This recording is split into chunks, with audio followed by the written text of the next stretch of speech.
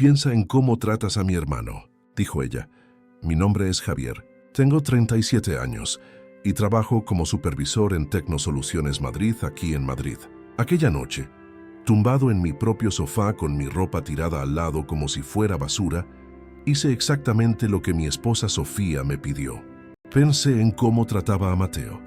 Estás a punto de escuchar una emocionante historia de amor y venganza. Por favor, suscríbete al canal y comenta desde donde nos ves. También, dale un like al video, eso ayuda mucho a nuestro trabajo. Pensé en cómo llevaba pagando su factura del móvil desde hacía 8 meses. El plan más caro, porque necesitaba internet ilimitado para buscar trabajo. Según Sofía, qué curioso que ese internet ilimitado lo usara principalmente para ver streamers hasta las 4 de la mañana, con el sonido filtrándose por el suelo de madera hasta nuestra habitación. Cómo le hacía la compra en el supermercado cada semana sin recibir un solo gracias. Marcas específicas, porque él tenía sus gustos. Refresco Light No Zero, cerveza de importación, no nacional. Patatas fritas ecológicas que costaban el triple de las normales. Cómo dejaba los platos sucios en el fregadero durante días, esperando que yo los lavara. No solo platos, sino cazuelas con comida reseca incrustada, vasos con restos de leche agria pegados en el fondo, cubiertos esparcidos por la encimera con salsa endurecida. Yo llegaba del trabajo a las 7 de la tarde, cansado después de 9 horas gestionando un equipo de 15 técnicos, y me encontraba la cocina que parecía un campo de batalla. Sofía siempre decía que hablaría con él, pero nunca lo hacía. Cómo cogía mis herramientas prestadas y nunca las devolvía. Mi taladro Milwaukee llevaba desaparecido 3 meses. Mi juego de llaves combinadas, un regalo de mi padre, se esfumó en febrero. Cuando le preguntaba, decía que las había dejado en el garaje, pero nunca estaban allí. Probablemente se las había prestado a algún amigo o las había vendido. No quería pensar en ello, pero la posibilidad siempre estaba ahí dándome vueltas en la cabeza. Cómo usaba mi coche sin preguntar, devolviéndolo con el depósito vacío. Peor que eso, notaba abolladuras nuevas, arañazos en los laterales, el olor a tabaco impregnado en la tapicería, aunque le había pedido millones de veces que no fumara dentro. Una vez encontré una multa de aparcamiento de 90 euros tirada debajo del asiento. Cuando se la enseñé, fingió sorpresa, dijo que la pagaría, pero por supuesto nunca lo hizo. Terminé pagándola yo para no perder puntos del carnet. Mateo vivía con nosotros desde hacía 1 año y 3 meses. No estaba de visita, estaba viviendo. Mi cuarto de invitados se había convertido en su residencia permanente, con todo su equipo de videojuegos, ropa esparcida por todas partes y esa actitud de que yo le debía algo. La habitación olía a sudor y a pizza rancia. Las cortinas estaban siempre cerradas, convirtiendo el espacio en un búnker oscuro donde pasaba días enteros jugando en línea y gritándole a desconocidos por el micrófono. Al principio intenté establecer límites, reglas básicas de convivencia, limpiar lo que ensuciaba, avisar antes de usar el coche, contribuir con alguna tarea doméstica. Pero cada regla era recibida con esa cara de cordero degollado que hacía que Sofía saltara a defenderme. Javier se está adaptando. Dale un poco de tiempo. El tiempo que ella pedía se convirtió en semanas, luego en meses, y después en más de 1 año de excusas y promesas vacías.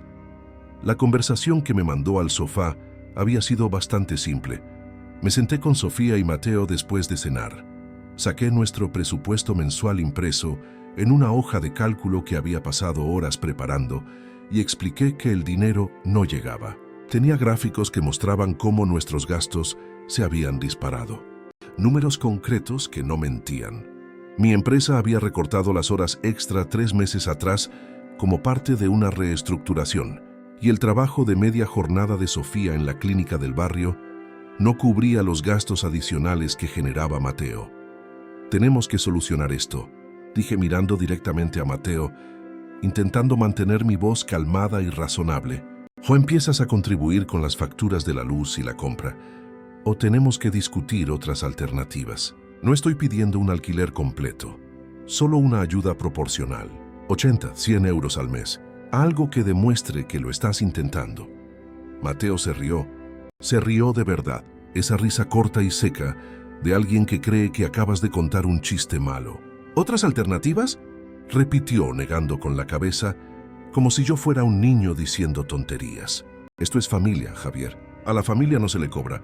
Miró a Sofía buscando apoyo, y por supuesto ella se lo dio. Sofía intervino al instante con la voz ya 2 tonos más alta. Javier, eso es completamente absurdo.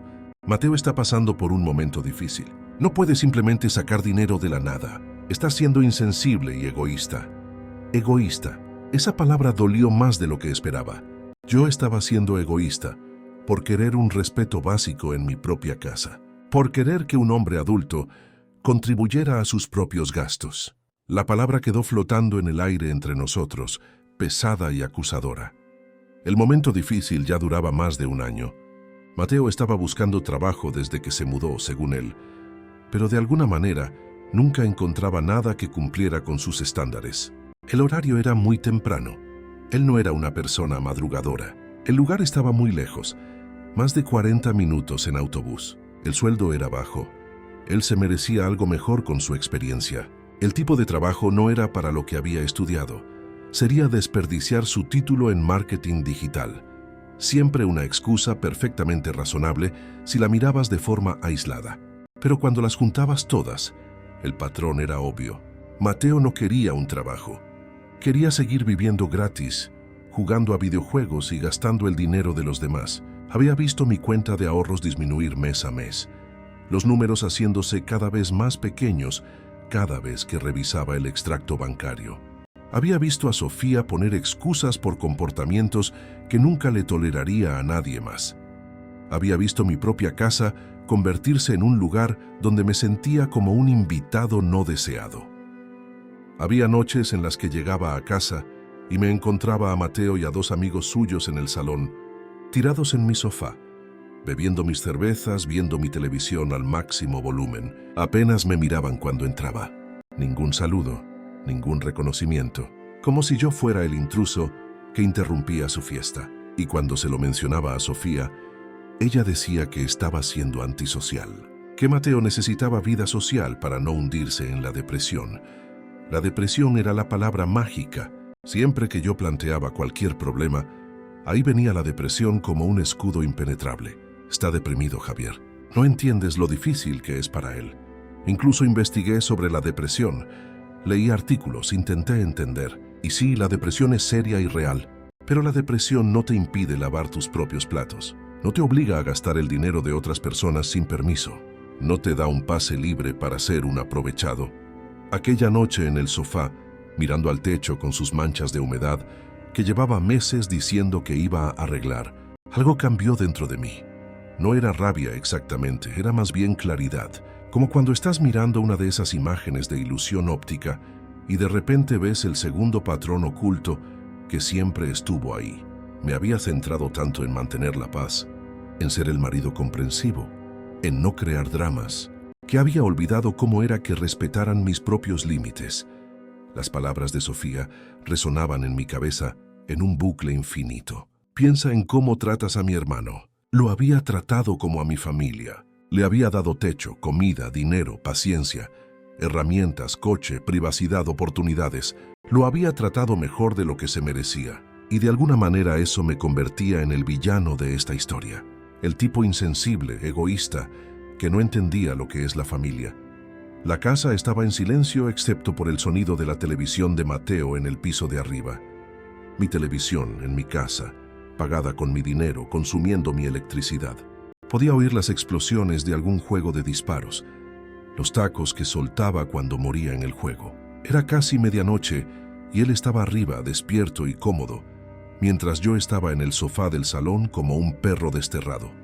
Cerré los ojos y empecé a trazar un plan. No un plan emocional, sino un plan práctico.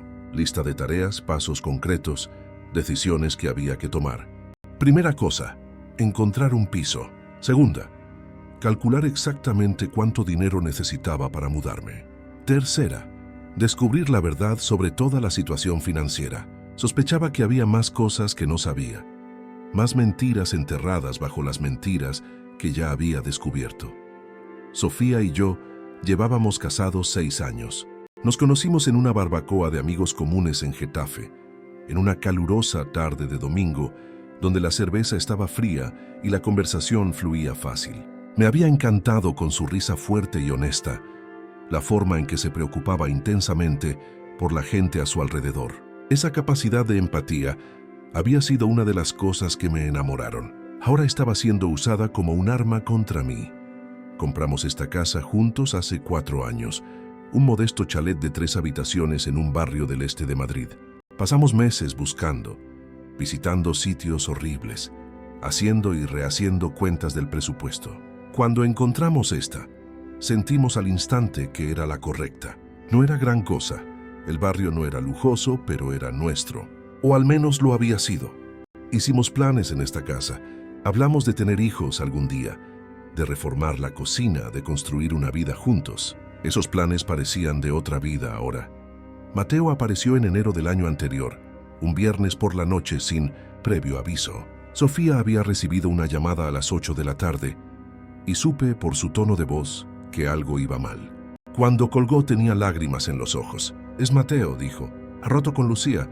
No tiene dónde quedarse. Viene para acá». El hermano pequeño de Sofía, 29 años y recién salido de lo que ella llamaba una mala ruptura. Vivía con su novia en Valencia. Trabajaba en algo relacionado con redes sociales. Tenía su propia vida, pero las cosas se torcieron y de repente necesitaba un sitio donde quedarse. Solo por unas semanas, había prometido Sofía hasta que se recuperara. Encontrar un piso, organizar su vida, seguir adelante. Acepté porque eso es lo que haces por la familia. Ayudas cuando la gente lo necesita. No dejas a nadie en la calle. Mi propio hermano Juan se había quedado en mi casa años antes, cuando su matrimonio se rompió. Dormí en el sofá durante 6 semanas, mientras él usaba mi habitación, y en ese momento no vi ningún problema. La diferencia es que Juan encontró un piso en 6 semanas. Pagó la compra todo el tiempo que se quedó, limpiaba la casa sin que se lo pidieran y me daba las gracias todos los días por ayudarle. Juan entendía la diferencia entre ayuda temporal y aprovecharse. Mateo era diferente. Se instaló como si lo hubieran invitado a unas vacaciones permanentes. Sus maletas se multiplicaron. Una se convirtió en 3, luego en 5. Y después en montones de cajas y bolsas esparcidas por el cuarto de invitados. Ropa cara, zapatillas de marca, aparatos electrónicos nuevos. Para alguien que estaba en la ruina tenía muchas cosas. El primer mes, imaginé que todavía se estaba adaptando, procesando la ruptura, encontrando su equilibrio. Le di espacio y paciencia. Al tercer mes empecé a lanzar indirectas sobre buscar trabajo. Conversaciones casuales durante el desayuno en los raros días en que se despertaba antes del mediodía. ¿Y qué, Mateo, has visto alguna oferta interesante? Ah, el mercado está fatal, Javier. Nadie está contratando. ¿Pero era eso cierto? Yo gestionaba contrataciones en Tecnosoluciones y sabíamos que el mercado estaba en auge. No para él, al parecer. Al 6º mes empecé a tener conversaciones directas sobre plazos.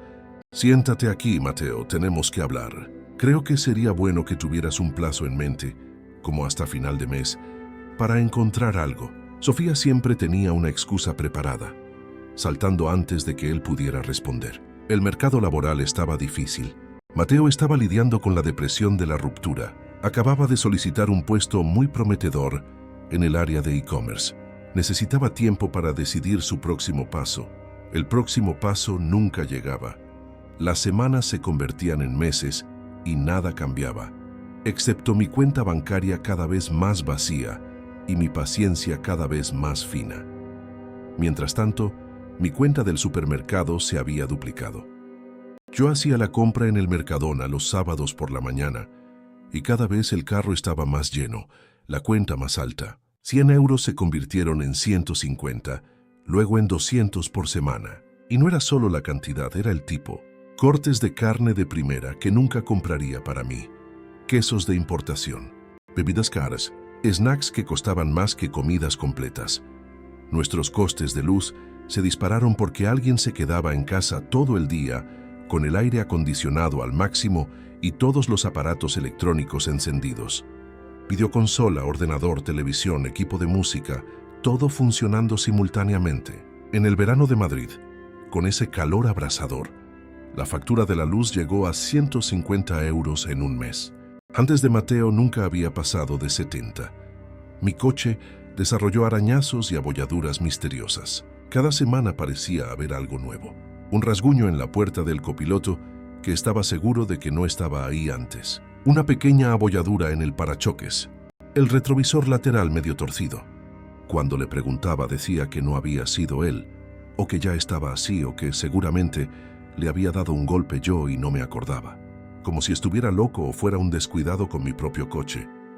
Las herramientas desaparecieron de mi garaje. No solo las caras, sino herramientas básicas que usaba cada fin de semana.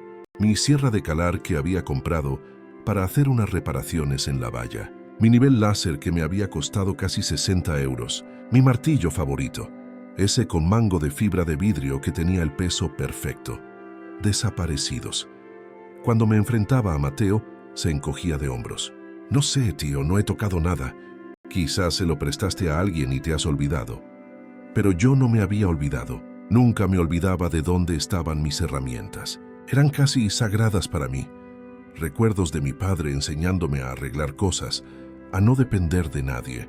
Cada herramienta tenía su historia, su lugar, y ahora estaban desapareciendo una por una mientras mi cuñado ponía cara de póker. Las conversaciones que llevaron al punto de ruptura comenzaron hace 3 meses, pequeñas al principio. Yo mencionándole a Sofía que tal vez Mateo podría ayudar con la factura de la luz. Solo la factura de la luz, ni siquiera le pedía que la pagara entera. Solo unos 30 o 40 euros para contribuir. Ella explicando que él era familia y yo estaba siendo un tacaño. Tacaño, por pedir que un hombre adulto ayudara con las facturas de la casa donde vivía gratis. Yo sugiriendo que podría contribuir con tareas domésticas, ya que no podía con dinero. Fregar los platos, pasar la aspiradora, cortar el césped, cualquier cosa. Ella recordándome que estaba pasando por un momento difícil y no debíamos ponerle más presión, como si fregar sus propios platos fuera una presión extra. El mes pasado intenté un enfoque diferente. Me senté con Mateo directamente, de hombre a hombre. Un domingo por la tarde mientras Sofía estaba visitando a su madre. Compré 2 cervezas. Nos sentamos en el patio, intenté que pareciera casual. Mira, Mateo, no estoy intentando ser el malo de la película. Solo creo que necesitamos tener una conversación honesta sobre las expectativas. Él asintió con la cabeza, con los ojos en el teléfono, prestando atención a medias. Sé que las cosas están difíciles, continué, pero ya ha pasado más de un año. Quizás es hora de establecer algunas reglas básicas sobre los gastos, sobre las responsabilidades. No estoy pidiendo mucho, solo alguna contribución. Totalmente, tío, asintió él, todavía mirando el teléfono. Tienes toda la razón. Voy a organizarme. Lo dices en serio, en serio. Voy a empezar a buscar trabajo más a fondo. Y mientras tanto, ayudaré más en casa. Es lo mínimo, ¿no? Mantuve la esperanza durante unas 48 horas. Después me di cuenta de que nada había cambiado. No hubo búsqueda intensiva de trabajo. No hubo ayuda en casa. Solo fue otra conversación en la que dijo lo que yo quería oír y luego no cambió absolutamente nada. Hace 2 semanas descubrí que estaba pidiendo comida a domicilio con mi tarjeta de crédito. Había notado algunos cargos extraños al revisar la factura en línea. Glovo, Uber Eats, pequeñas cantidades aquí y allá que iban sumando. En total casi 40 euros solo en comida a domicilio en un mes. Cuando me enfrenté a él, estaba fregando una de las cazuelas que había dejado en el fregadero durante 3 días.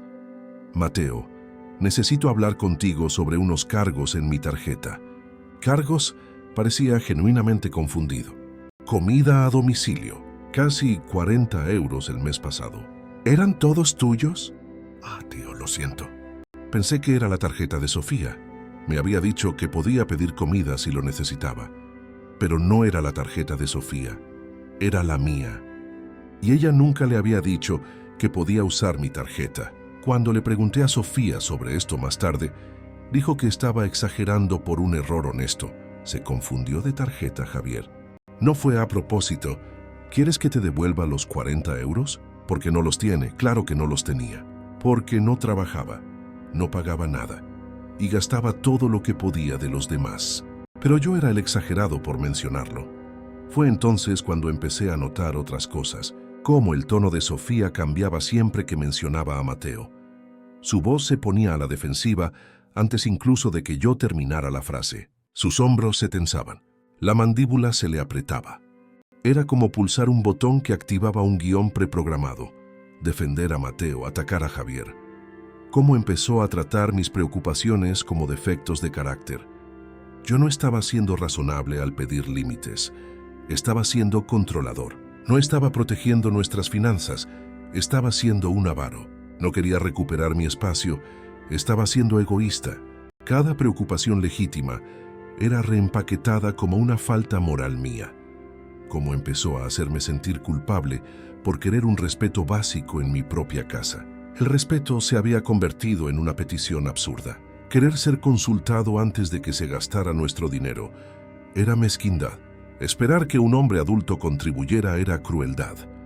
Las señales de alarma llevaban ahí meses, solo que yo estaba demasiado ocupado intentando ser el buenazo para verlas con claridad, intentando ser comprensivo, paciente, solidario, intentando no ser el tipo de marido que da ultimátums o monta escenas, intentando creer que si aguantaba un poco más, las cosas mejorarían por sí solas.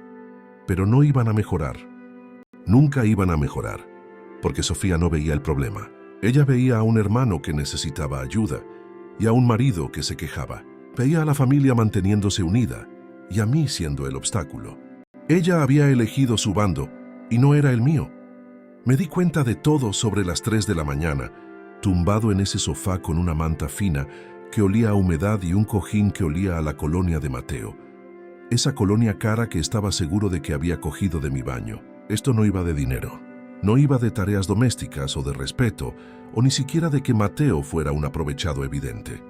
Iba sobre el hecho de que mi esposa había elegido a su hermano por encima de mí, y yo estaba demasiado ocupado intentando arreglar las cosas para darme cuenta.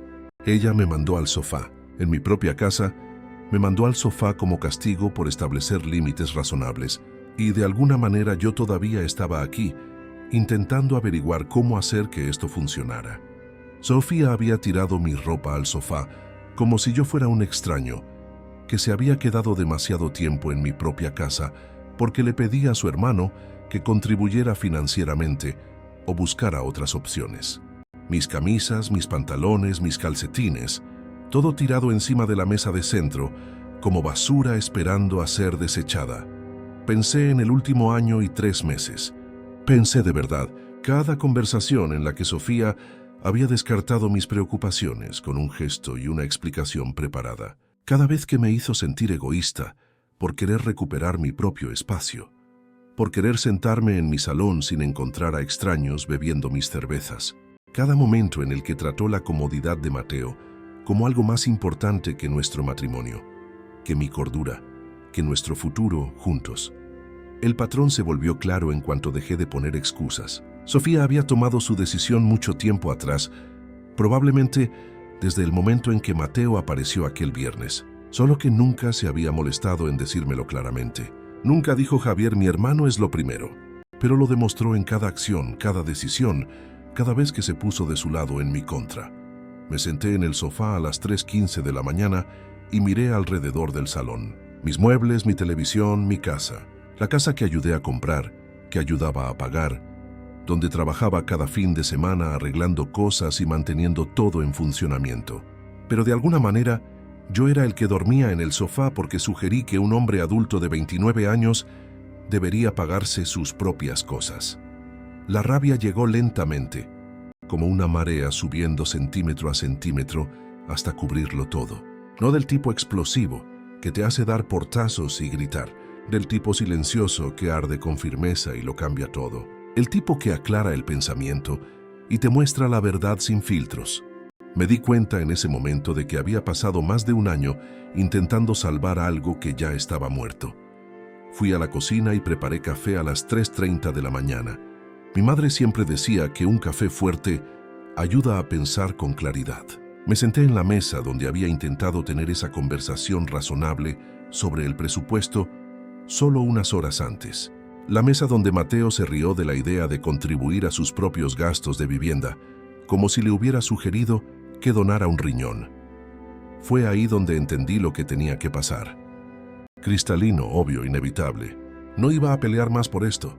No iba a tener otra conversación sobre justicia o respeto o límites. No iba a intentar convencer a Sofía de que los sentimientos de su marido importaban tanto como la conveniencia de su hermano. No iba a suplicar que me trataran como una prioridad en mi propia casa. Me iba.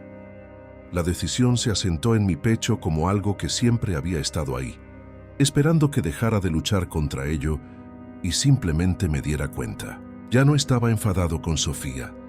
La rabia implica que todavía te importa lo suficiente como para querer un cambio. Ya no estaba frustrado con Mateo. La frustración implica expectativas no cumplidas. Simplemente había terminado con una situación que no tenía solución mientras yo fuera el único que intentaba resolverla. Terminé mi café, fuerte y amargo, y volví al sofá. Pero no intenté dormir. Dormir parecía una rendición. En cambio, empecé a hacer una lista mental de todo lo que tenía que hacer. No era una lista pequeña, pero era clara. Primero llamaría a mi jefe mañana y me tomaría un día libre. Marcos me debía algunos favores. Yo había cubierto sus turnos cuando su hijo se puso enfermo. Lo entendería. Después empezaría a buscar un piso, algo pequeño, algo mío, un lugar donde pudiera tomar café en mi propia mesa sin sentirme un intruso, donde pudiera dejar mis herramientas sin que desaparecieran, donde pudiera ver la televisión sin oír una videoconsola en el piso de arriba, donde cada decisión no tuviera que pasar por el filtro de cómo se sentiría Mateo al respecto. El sol estaba saliendo cuando finalmente cerré los ojos. A través de la ventana podía ver las primeras luces anaranjadas pintando el cielo gris de Madrid. Los pájaros empezaban a cantar. El mundo seguía girando, indiferente a los dramas personales de un supervisor de 37 años durmiendo en su propio sofá. Por primera vez en meses, sentí que podía respirar, como si me hubieran quitado un peso del pecho que ni siquiera sabía que llevaba.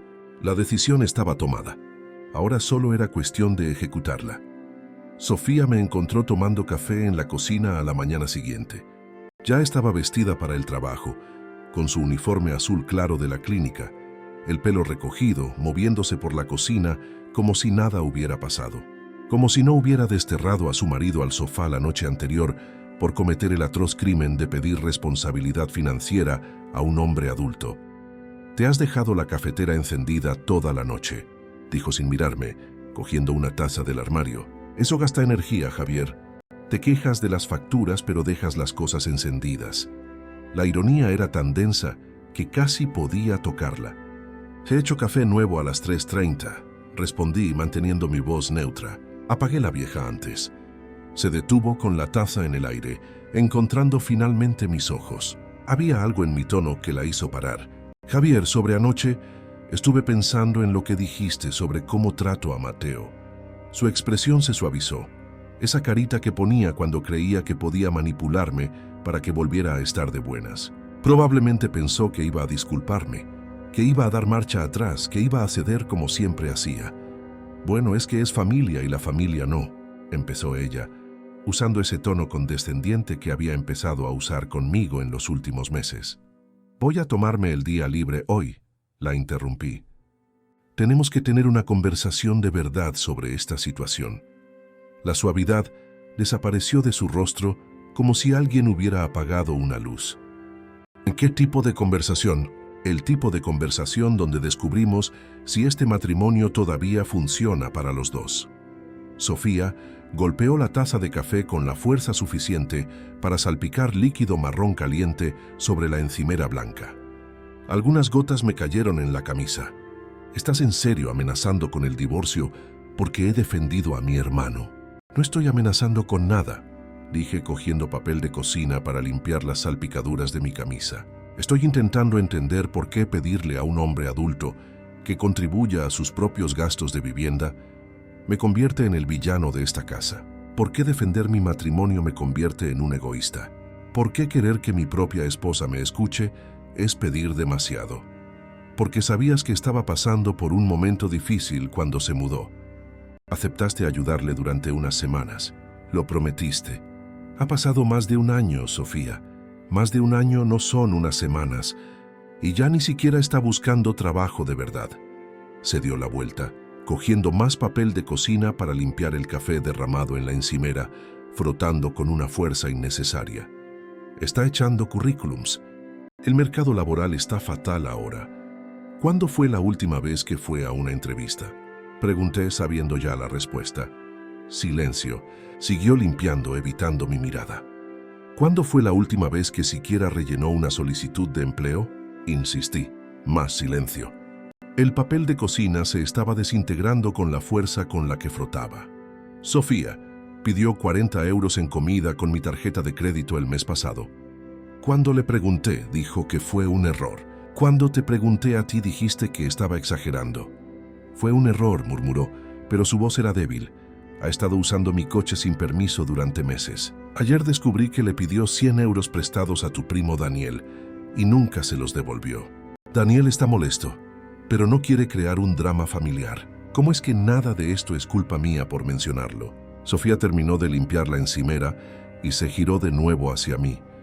Su rostro tenía esa expresión cerrada que había aprendido a reconocer en los últimos meses, la que significaba que ya había decidido su postura y no estaba interesada en escuchar alternativas. Era la misma cara que ponía siempre que surgía el tema de Mateo.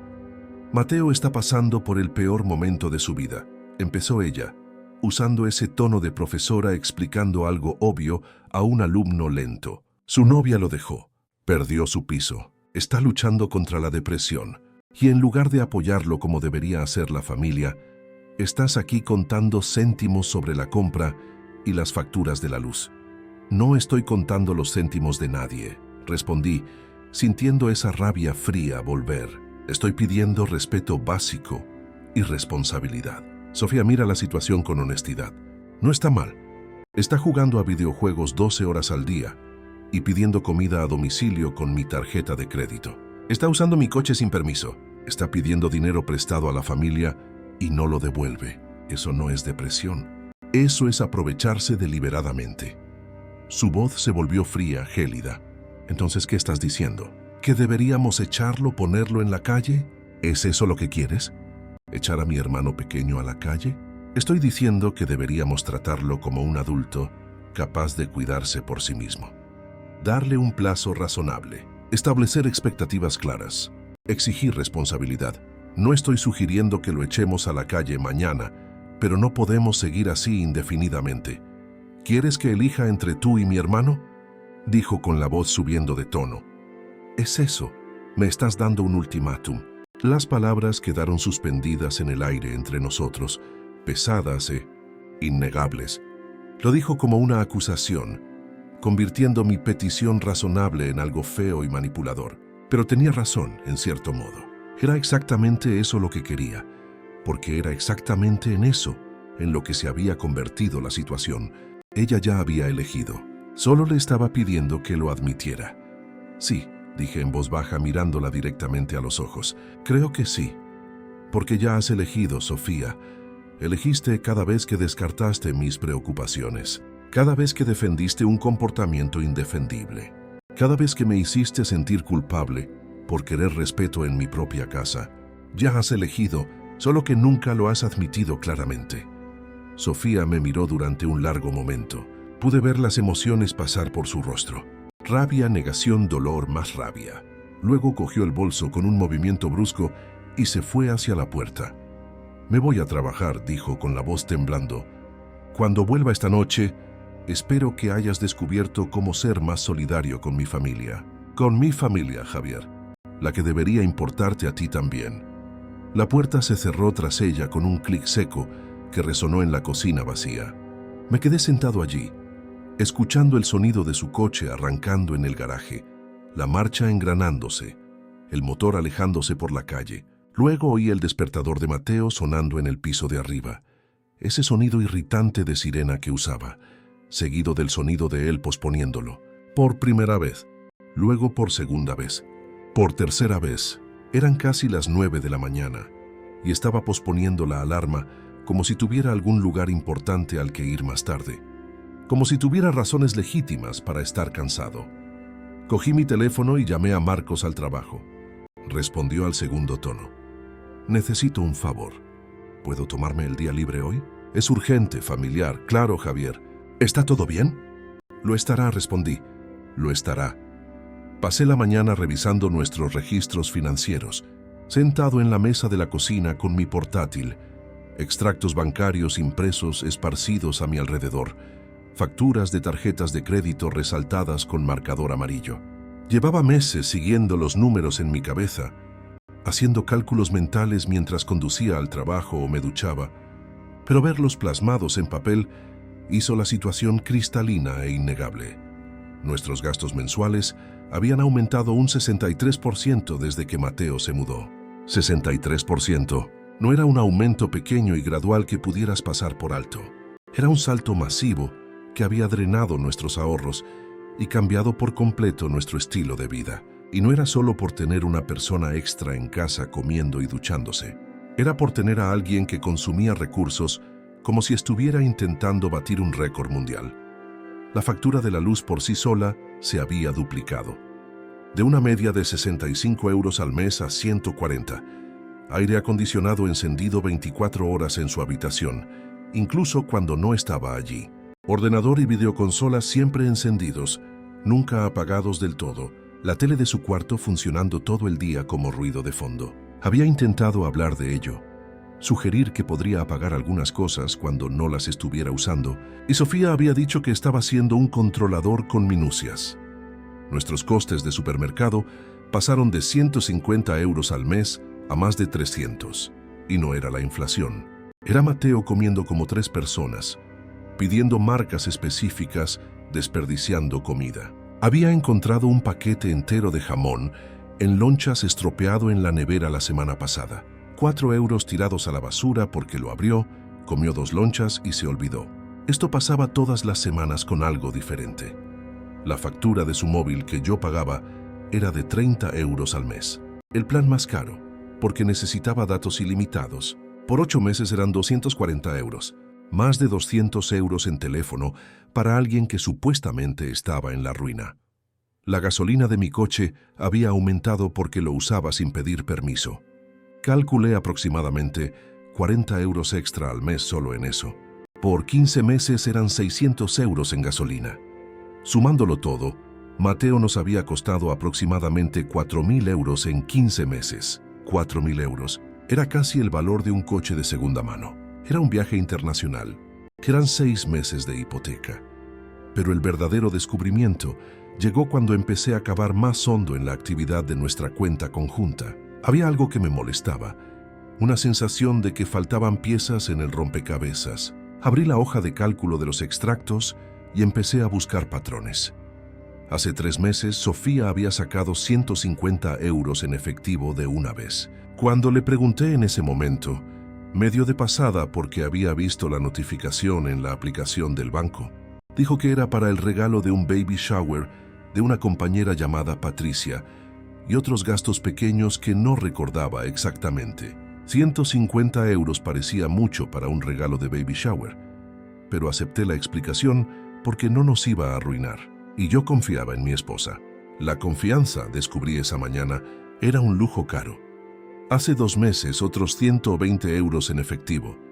Esta vez dijo que era para una reparación del coche, que el taller le había hecho un descuento si pagaba en efectivo por algún motivo relacionado con los impuestos. Tenía sentido en ese momento. Muchos mecánicos prefieren efectivo. No lo cuestioné. El mes pasado, 100 euros. Mencionó algo sobre ayudar a una amiga que tenía problemas, pero fue vaga con los detalles. Cuando le pregunté qué amiga se molestó, dijo que no la conocía del trabajo y que por qué la estaba interrogando sobre cada céntimo. Lo dejé pasar porque no quería discutir. Abrí la banca online en el portátil y retrocedí más en el historial. Enero, febrero, marzo del año anterior. El patrón estaba ahí, claro como el agua, remontándose casi hasta cuando Mateo se mudó. Retiradas de efectivo pequeñas y medianas aquí y allá. 60 euros, 80, 100. Siempre en efectivo. Siempre con explicaciones razonables cuando yo preguntaba. Siempre en cantidades que no desatarían una gran conversación o me harían sospechar de una infidelidad. Porque no era una infidelidad en el sentido tradicional. Era peor en cierto modo. Mateo no solo no contribuía en casa, Sofía le estaba dando dinero activamente, nuestro dinero.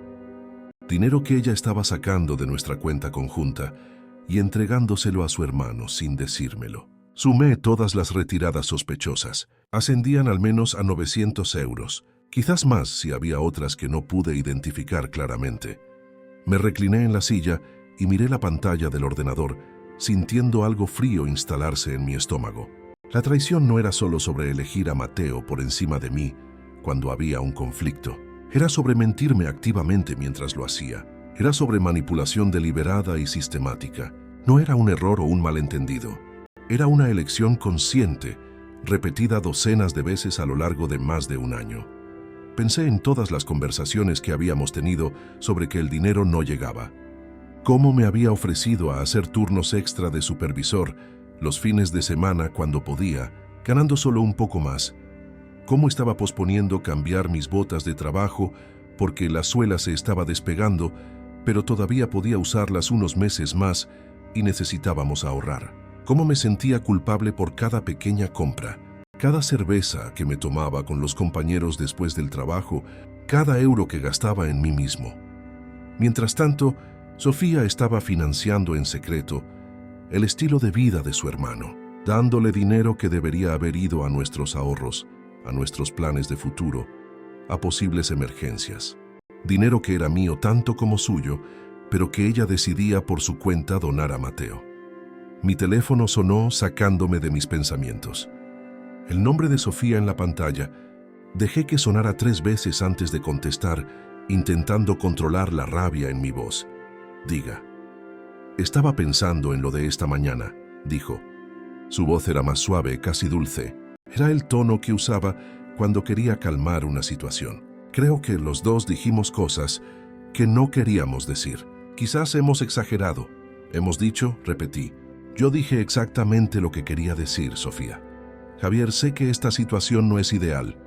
Suspiró, y podía imaginarla sentada en la sala de descanso de la clínica, bebiendo ese café malo que hacían. Pero Mateo realmente lo está pasando mal y es mi familia. Necesito que entiendas eso. La familia se ayuda. ¿Cuánto dinero le has dado? Pregunté directamente, sin rodeos. Silencio al otro lado. Podía oír voces de fondo, alguien riendo. Sofía, ¿cuánto dinero le has dado a Mateo de nuestra cuenta conjunta? No sé de qué estás hablando. Su voz cambió, se volvió defensiva de inmediato. Estoy mirando nuestros extractos bancarios ahora mismo, meses y meses de extractos. Retiradas de efectivo que se remontan a más de un año, siempre con explicaciones que no cuadraban del todo cuando lo pensaba bien. Baby showers, reparaciones del coche, ayudando a amigas. ¿Cuánto de ese dinero fue realmente para él? Más silencio. Más largo esta vez. Podía oír su respiración volviéndose más rápida. Por Dios, Sofía, ¿cuánto? Su voz era casi un susurro cuando finalmente respondió. Quizás 600 euros, durante todo el tiempo que ha estado aquí. Pero Javier, tienes que entender... 600 euros, la interrumpí, sintiendo la rabia subir por mi garganta. 600 euros además de toda la comida, la luz, el agua, el internet, el móvil y todo lo demás que yo he estado pagando. 600 euros que le diste a tu hermano mientras me decías que teníamos que apretarnos el cinturón y ahorrar. Javier necesitaba ayuda. Ayuda de verdad. No solo un sitio donde quedarse. Necesitaba dinero para sus cosas, para sentirse humano de nuevo. Así que decidiste ayudarle con nuestro dinero sin decírmelo, sin consultarme, sin siquiera mencionarlo. Sabía que ibas a decir que no. Su voz temblaba ahora entre la rabia y el llanto. Claro que habría dicho que no, Sofía, porque estamos casados. ¡Casados! Eso significa que tomamos las decisiones financieras importantes juntos. No puedes simplemente coger cientos de euros de nuestra cuenta conjunta y donarlos sin decírmelo. Estaba intentando ayudar a mi familia. Su voz también estaba subiendo de tono ahora. Creía que yo también era tu familia. Dejé caer las palabras pesadas y finales. La línea quedó en silencio, excepto por el sonido de su respiración. Podía sentir el peso de la verdad entre nosotros. Ella había elegido. No era una elección nueva que estuviera haciendo ahora. Era una elección que había hecho más de un año atrás y que había mantenido oculta todo este tiempo. Estaré en casa sobre las 6, dijo finalmente. Su voz estaba controlada ahora, fría. Tenemos que hablar de esto bien, cara a cara. De acuerdo, respondí. Pero te aviso que no va a ser la conversación que estás esperando. Colgó antes de que pudiera decir nada más. No esperé hasta las 6. No iba a quedarme sentado en casa, esperando otra ronda de excusas y manipulación. No iba a darle la oportunidad de convencerme para que me quedara, de usar lágrimas o promesas o culpa para hacerme retroceder. Conocía mi propia debilidad cuando se trataba de Sofía. Sabía que si me quedaba, si la dejaba hablar el tiempo suficiente, podría convencerme de darle otra oportunidad. Otro mes, otra conversación, otra oportunidad para que Mateo cambiara. Pero ya no había más oportunidades. La cuenta se había agotado. Después de que Sofía colgara, abrí el navegador y busqué pisos en alquiler en la zona norte de Madrid. Quería algo cerca del trabajo, algo que redujera mi tiempo de desplazamiento. Había pasado demasiado tiempo atrapado en el tráfico, pensando en los problemas de casa. Quería que el trabajo y la casa estuvieran separados, fueran distintos. Llamé a 3 pisos. El primero, un lugar pequeño en Vallecas. Tenía uno de un dormitorio disponible de inmediato. La mujer que atendió, doña Sonia, tenía una voz amable y dijo que podía verlo esa misma tarde si quería. El segundo tenía una lista de espera de 2 meses. El tercero, en el barrio de Hortaleza, podía enseñarme algo en 1 hora. Elegí el tercero. 1 hora era perfecto. Tiempo suficiente para ducharme, cambiarme de ropa, parecer mínimamente presentable. Conduje hasta el residencial Hortaleza a las 2 de la tarde. Mi coche navegando por el denso tráfico de Madrid un miércoles por la tarde. El GPS decía 35 minutos, pero tardé casi 50. No me importó. Cada minuto en el tráfico era un minuto lejos de la casa que ya no sentía como mía.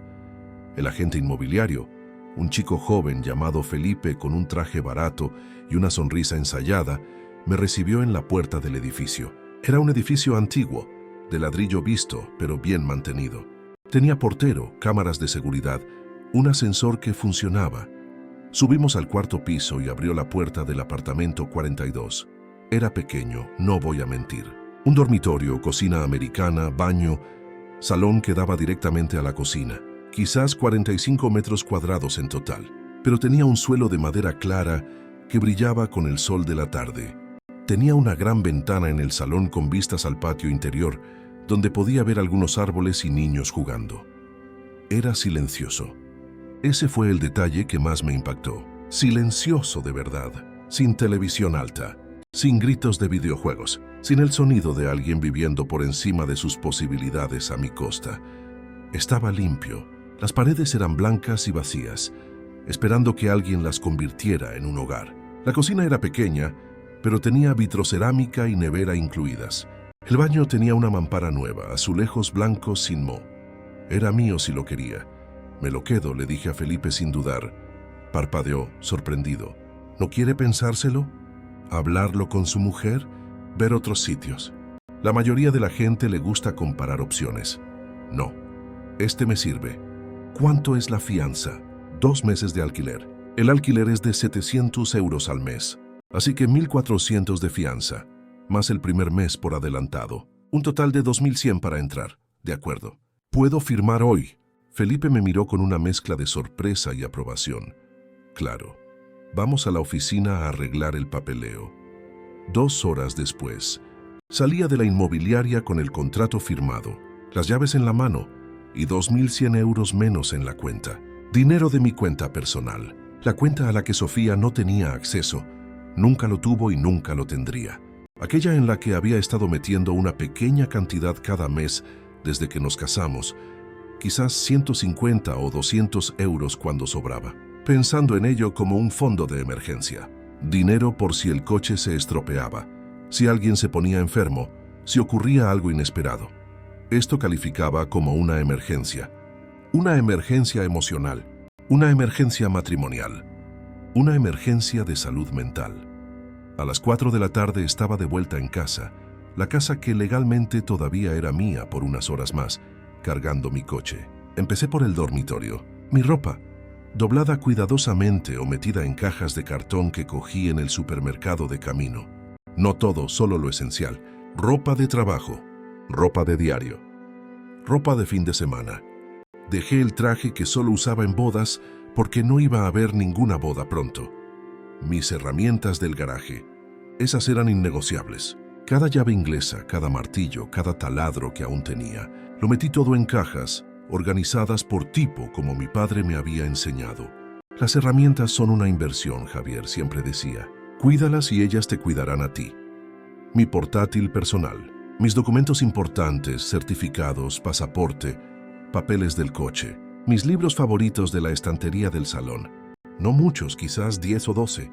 No quería vaciar la casa, solo coger lo que era mío. Algunos muebles que eran míos antes del matrimonio. Una cómoda antigua que había sido de mi abuelo. Una mesita de noche que había comprado al empezar la universidad. Un sillón de cuero gastado que Sofía siempre odió, pero que a mí me encantaba. Trabajé metódicamente, sin prisa pero sin pausa, como si estuviera completando un proyecto en el trabajo, paso a paso, tarea por tarea. No dejé que las emociones interfirieran. No me detuve a mirar fotos o a recordar momentos felices. Eso solo lo haría todo más difícil. Mateo bajó sobre las 4:30 de la tarde, con el pelo revuelto, llevando una de mis camisetas. Una de mis camisetas favoritas, de hecho, esa negra con el logo de una banda de rock que había comprado en un concierto hace años. Al verme cargar la pesada cómoda por el salón, se detuvo en la escalera. ¿Cambiando los muebles de sitio?, se preguntó bostezando, como si fuera normal que yo estuviera cargando una cómoda solo un miércoles por la tarde. Algo así, respondí sin mirarlo. ¿Necesitas ayuda? La oferta era tan absurda, tan completamente fuera de lugar que casi me reí. Casi. Mateo, que no fregaba un plato, no limpiaba un baño, no barría un suelo, ofreciéndose a ayudar con trabajo físico pesado. Era como si ni siquiera se diera cuenta de la ironía, o se daba cuenta y le daba igual. No, gracias, dije, continuando con la cómoda hacia la puerta. Se encogió de hombros, claramente aliviado, y se fue a la cocina. Oí la nevera abrirse y cerrarse, luego el sonido característico del microondas encendiéndose, probablemente calentando comida que yo había comprado en un plato que yo había fregado, en una casa que yo pagaba. Por última vez, hice 3 viajes al piso, cruzando Madrid en el tráfico de media tarde. Cada viaje llevaba unos 40 minutos de ida y vuelta. No era eficiente, pero era necesario. En el primer viaje, llevé la ropa y los documentos. En el segundo, las herramientas y los libros. En el tercero, los muebles más pequeños que cabían en el maletero. En el piso nuevo lo dejaba todo en medio del salón, sin organizar todavía.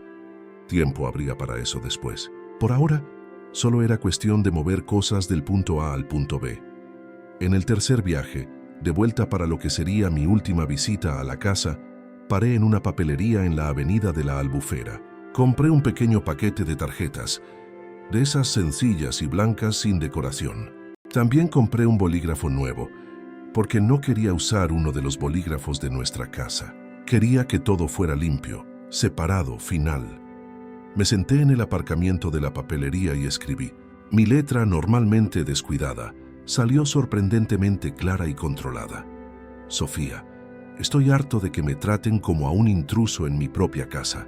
Harto de que mis preocupaciones sean ignoradas y mis límites pisoteados. Harto de que me mientan sobre el dinero, sobre el respeto, sobre lo que significa estar casado. Tú tomaste tu decisión hace mucho tiempo. Elegiste a tu hermano por encima de tu marido. Elegiste las mentiras por encima de la honestidad. Elegiste su comodidad por encima de nuestra relación. Ahora yo estoy tomando mi decisión. No te pongas en contacto conmigo hasta que estés lista para tener una conversación honesta sobre lo que ha pasado aquí. Una conversación de verdad, sin excusas, sin minimizar, sin culparme por establecer límites razonables. Javier.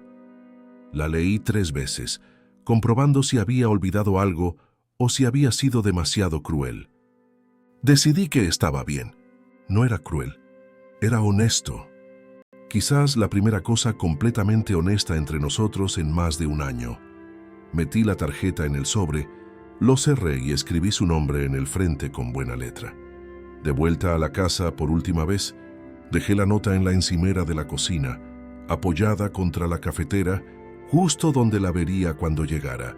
La cafetera que yo había comprado, que yo limpiaba, que había usado a las 3:30 de la mañana para hacer café mientras decidía mi futuro. Luego caminé por la casa una vez más, no por sentimentalismo, sino para asegurarme de que no había olvidado nada importante. Técnicamente, la mitad de todo lo que había allí era mío. La casa, los muebles, los electrodomésticos.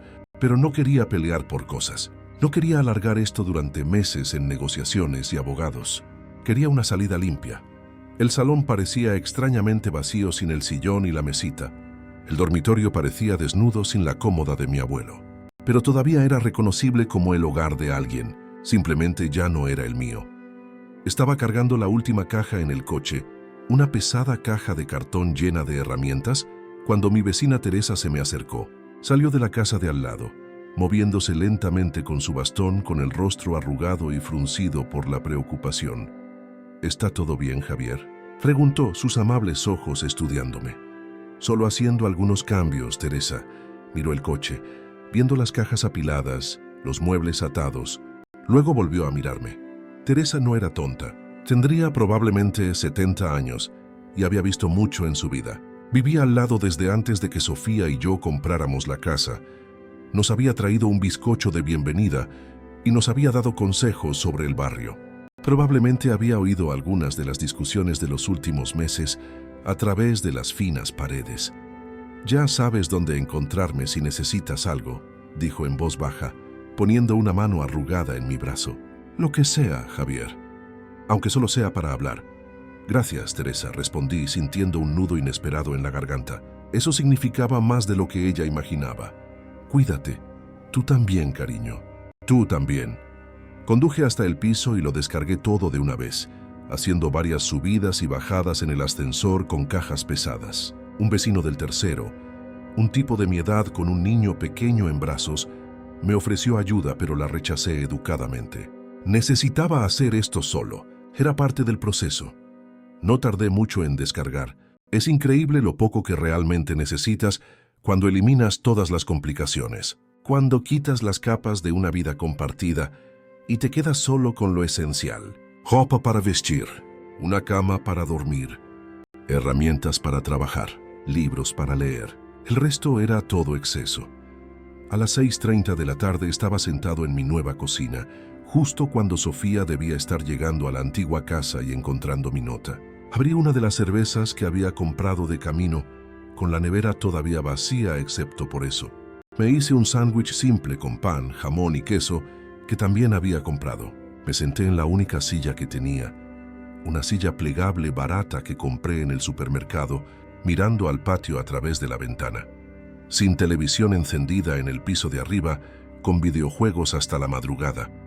Sin platos sucios en el fregadero que no fueran los míos, esperando que yo los lavara. Nadie cogiendo mis cosas sin preguntar, nadie gastando mi dinero sin permiso, nadie haciéndome sentir culpable por querer un respeto básico en la vida. Mi teléfono empezó a vibrar a las 6:45. Mensajes de texto de Sofía. Muchos. Podía ver las notificaciones apareciendo una tras otra en la pantalla. Bloqueada. Javier, ¿dónde estás? He encontrado tu nota. Por favor, vuelve a casa. Tenemos que hablar de... Esto no puedes simplemente irte, Javier, por favor. Esto es ridículo. Estás siendo un inmaduro. Javier responde, desactivé las notificaciones sin leerlos por completo. No estaba preparado. No hoy. Quizás mañana tampoco. Quizás nunca. Me tomé la cerveza lentamente, saboreando cada trago. Me comí mi sándwich viendo la puesta de sol teñir el cielo de naranja y rosa a través de la ventana. Escuché los sonidos del edificio preparándose para la noche. Pasos en el pasillo. La televisión baja de algún vecino. Un niño riendo en algún piso cercano. Sonidos de vida normal. Vida sin drama constante. Vida sin tener que elegir entre la dignidad y una relación. Por primera vez en más de un año estaba en casa. De verdad en casa. 3 días después, Sofía apareció en mi piso. Eran las 7 de la tarde de un sábado, cuando sonó el timbre. Miré por la mirilla, y allí estaba ella en el pasillo con los ojos rojos e hinchados de tanto llorar. El pelo recogido de cualquier manera, sin maquillaje, llevando esa sudadera gris que era su favorita cuando se sentía vulnerable. Abrí la puerta, pero me quedé en el umbral, bloqueando la entrada. Javier, por favor. Su voz salió quebrada. Tenemos que hablar, podemos hablar aquí mismo, ¿puedo entrar? Miró por encima de mi hombro, intentando ver el piso. No respiró hondo, con todo el cuerpo temblando. Los ojos se le llenaron de nuevas lágrimas. Mateo se ha ido. Qué bien por Mateo, respondí sin emoción. No lo entiendes. Se pasó la mano por la cara, limpiando lágrimas que seguían cayendo. Se fue ayer por la mañana. Me desperté y había recogido todas sus cosas y había desaparecido. Sin nota, sin explicación, sin nada. Simplemente se fue. Me apoyé en el marco de la puerta y esperé a que continuara. No se lo iba a poner fácil. No puedo pagar la hipoteca sin tus ingresos. Su voz sonaba desesperada ahora. Llamé al banco hoy y me dijeron que tengo 30 días para ponerme al día con el pago o iniciarán el proceso de ejecución hipotecaria. Voy a perder la casa, Javier. ¡Qué lástima! Las palabras salieron más frías de lo que pretendía, pero no me arrepentí. Javier, sé que me equivoqué. Las lágrimas caían libremente ahora, resbalando por su barbilla. Sé que debería haberte contado lo del dinero. Sé que debería haberte escuchado. Pero podemos arreglarlo. Podemos ir a terapia de pareja. Podemos solucionarlo. Por favor, ¿cuánto dinero le diste, Sofía? El número real esta vez. Su voz se quebró por completo. Unos 1.000 euros. En total, 1.000 euros. No los 600 que había admitido por teléfono. 1.000 euros de nuestro dinero, entregados en secreto a su hermano, mientras ella me decía que teníamos que ahorrar. Mientras yo posponía cambiar mis botas rotas, se lo llevó todo cuando se fue. Continuó, con la voz entrecortada por los sollozos, todo lo que le había dado durante estos meses y además cosas mías. Vació mi joyero, el anillo de mi abuela que valía unos 600 euros, el collar que me regalaste en nuestro 3er aniversario, los pendientes de oro que me regalaron en mi graduación, todo. Y lo peor es que también me limpió la cartera. Tenía 80 euros en efectivo allí que han desaparecido. La ironía era tan perfecta que era casi poética. Mateo finalmente le había mostrado a Sofía exactamente quién era. El aprovechado, el mentiroso, el ladrón que yo había visto desde el principio, pero solo después de que ella destruyera su matrimonio para protegerlo. Siento mucho que te haya pasado esto, dije, y era verdad. No sentía placer al verla sufrir. Javier, por favor. Dio un paso adelante, con las manos extendidas como si fuera a tocarme. Haré lo que sea. Iré a terapia. Te devolveré cada céntimo. Cambiaré. Solo vuelve a casa. Te necesito. Estoy en casa, ya sabes a lo que me refiero. Por favor, no me dejes sola con esto. Miré a esta mujer con la que estuve casado durante 6 años. Me estaba pidiendo que arreglara un problema que ella creó mintiéndome, robándome y eligiendo a su hermano por encima de nuestro matrimonio. Quería que volviera y la rescatara de las consecuencias de sus propias decisiones. Quería que olvidara más de 1 año de faltas de respeto porque ahora le resultaba inconveniente. No. La palabra salió firme, final. ¿Cómo que no? Su voz mezclaba desesperación con rabia. Quiero decir no, Sofía, no voy a volver. No voy a arreglar esto. Tomaste tus decisiones cuando tiraste mi ropa al sofá porque le pedí a tu hermano que fuera responsable. Tomaste tus decisiones cuando mentiste sobre el dinero durante más de 1 año. Cuando descartaste cada una de mis preocupaciones como si yo fuera el problema. Y Mateo tomó su decisión cuando te robó y desapareció. Ahora vivid con las consecuencias. Pero te quiero. Las palabras salieron en un susurro desesperado. Si me quisieras, no me habrías tratado como a un intruso durante más de 1 año. Si me quisieras, habrías sido honesta. Si me quisieras, nuestro matrimonio habría sido tu prioridad. Empezó a llorar más fuerte, su cuerpo encorvándose bajo el peso de la desesperación. Por favor, no hagas esto. Por favor, no me dejes así. He aprendido la lección. Ahora veo que estaba equivocada.